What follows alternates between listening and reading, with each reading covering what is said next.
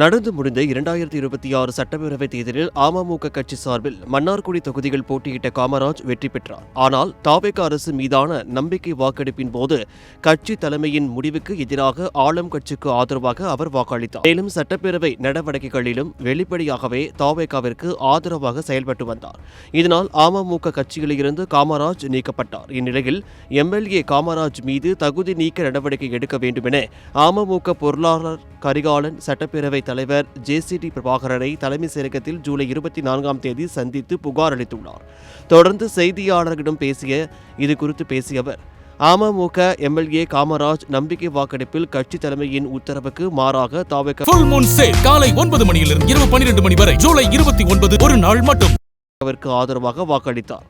அதனால் அவர் மீது தகுதி நீக்க நடவடிக்கை எடுக்க வேண்டும் என சட்டப்பேரவைத் தலைவரிடம் புகார் அளித்துள்ளோம். எம்எல்ஏவை கட்சியை விட்டு நீக்கியது ஒழுங்கு நடவடிக்கைதான். கட்சியை விட்டு நீக்கப்பட்டாலும் அவர் எங்கள் சின்னத்தில்தான் போட்டியிட்டு வெற்றி பெற்றார். அந்த அடிப்படையில் தான் நாங்கள் புகார் அளித்தோம் என்றார்.